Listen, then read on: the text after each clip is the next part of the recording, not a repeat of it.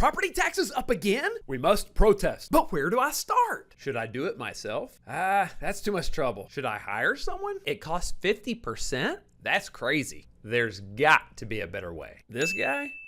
He'll protest for me for free? Every year? And all I have to do is sign up once and I never have to think about it again? This sounds too good to be true.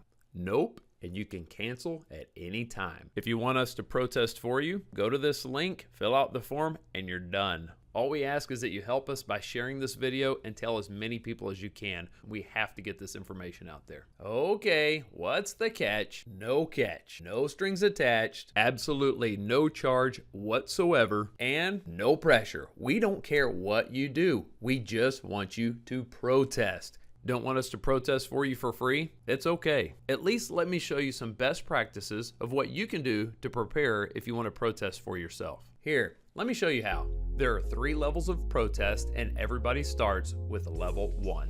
Whip out your friendly blue notice, zoom into the top right-hand corner, take note of this date, grab the PIN number, that's where my little yellow sheet of paper is, then head on over to tad.org.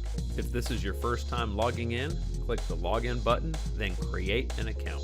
Fill out all the information it asks for, click submit. The next screen you see is your dashboard.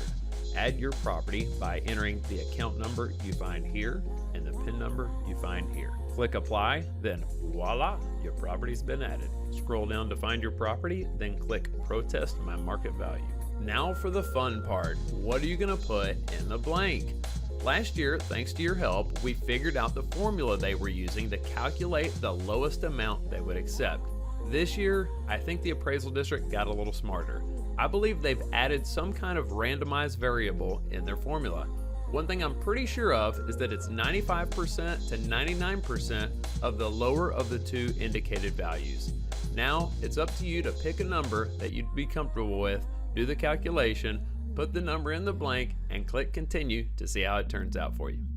On this property, the indicated value from sales was the lower of the 2 numbers. I chose to calculate 99% of this number, input my number in the blank, click continue, a pop-up window will appear, scroll down, click yes to continue. On the next screen, scroll down, woohoo, my bid was accepted. If the final market value is the number you submitted, then you just won. If it's a different number than what you submitted, that means this is a counteroffer of sorts and you have a decision to make. You can either accept it or you can go to level 2, the informal protest. If you bought your home or refinanced last year, all you have to do is bring your documents from closing and they'll either honor the purchase price or the value that was established during that transaction.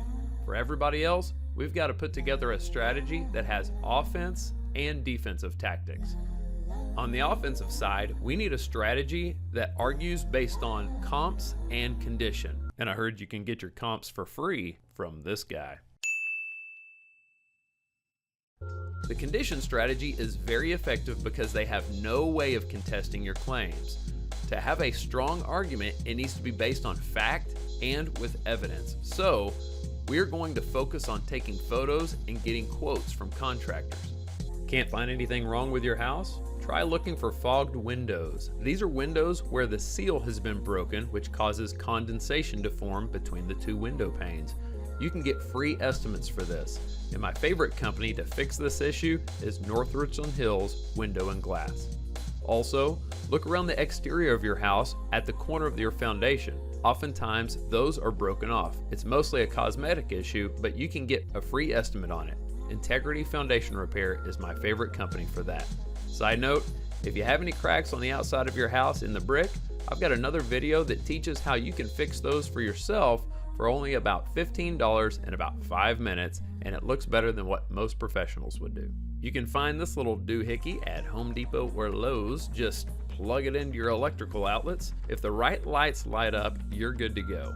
If not, then you may have a problem. Call an electrician out to get a quote to fix these issues. While they're out, ask them to look at your GFCI outlets and make sure that all the outlets that are supposed to be GFCI are indeed GFCI. Also, have them look at your breaker box. Breaker switches in many houses haven't been upgraded to the new arc fault switches. Ask for a quote to upgrade the appropriate breaker switches. Adding all these electrical issues together, you'll probably get a great quote from an electrician. If you still need help finding some things wrong with your house, we have a checklist for you. We have checklists for just about every part of the real estate transaction, including how to get ready for photos, staging, showings, everything. This one goes through every component of the house. It's designed to help you identify issues that you need to repair just to get your house in saleable condition. Well, you can also use it to prepare for your tax protest. I guarantee you're gonna find things wrong with your house if you just use this checklist. I'll leave a link for you at the end of this video. Just keep in mind, the appraisal district won't give you much credit for items such as carpet, paint, fencing, or landscaping. Now for the defensive strategy. I love this. If you follow through on just this one thing, this could be your secret weapon. Let's go back down to one of the same paths we've already been down. I want to show you two different places you can go to access the documents that we need for this next step. The first place is back at the dashboard. All you have to do is click View Documents. If those buttons don't show up, click Protest My Market Value. On either screen, all you have to do is click the Sales Comps button.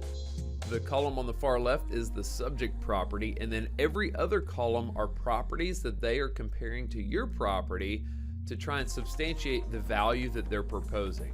You can see there are absolutely no photos here, and I have a feeling the appraiser may not have access to any photos at all. I can guarantee they haven't looked at any photos until you walked up and started talking to them. So just use the system to your advantage.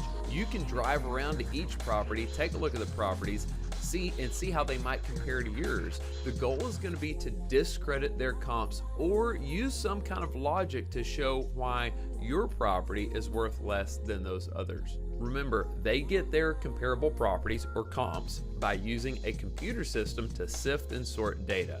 So if there's a property feature that can be easily reduced to a data point and measured, such as square footage or year built, then you can bet they're probably pretty close to accurate in those areas.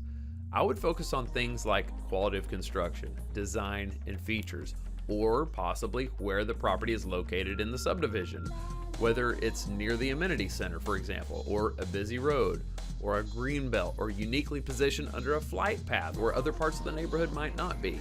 Observe what is unique about the subject property or unique about the comps, then show how those unique points affect value to support your argument. Print out screenshots, photos, and examples and take them with you to your informal protest. Now let's go to the informal protest. You'll find the address in the top left corner of your blue notice. Once you arrive, you'll see there are two sides to the building. Go through the doors on the right side. After you enter, you'll see through the doorway on the left is where the formal protests happen. Hopefully you don't have to get to that. There's plenty of seating. You'll see the computers lining the counter. That's where the informal protest occurs. The appraiser will stand on the opposite side. You present your facts and figures, have a discussion, and then hopefully it gets resolved very quick. I believe the appraiser is just looking for an excuse to agree to a value reduction.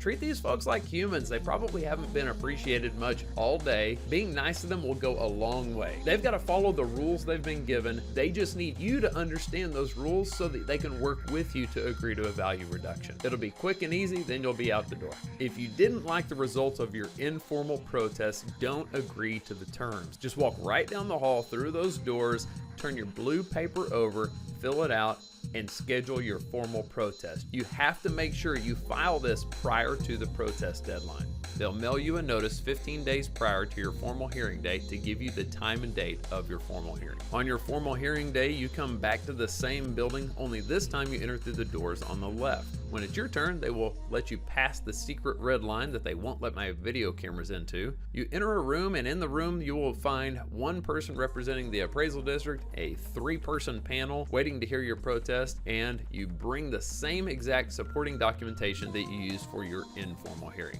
MLS printouts, photos, repair notices, and you use your offensive and defensive strategies. Only this time, you must have 5 copies of all your documentation printed out, one for you, one for the appraisal district, and one for each of the 3-person panel. They'll swear you in. Then you have 4 minutes to present your case. So you really have to have your argument buttoned up and ready to go.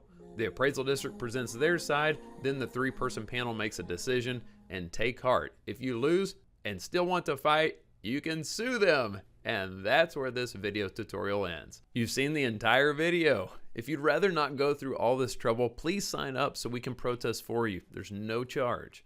Folks, we are passionate about helping people with their real estate needs, And there's no bigger need facing our entire community than rising property taxes. We want to reach as many people as we can so we can help them reduce their property taxes. We also want to try and change the system for good. And the only way that's going to happen is if you join alongside us and help out by sharing this video and tell as many people as possible so we can help. Thank you so much. Have a great day.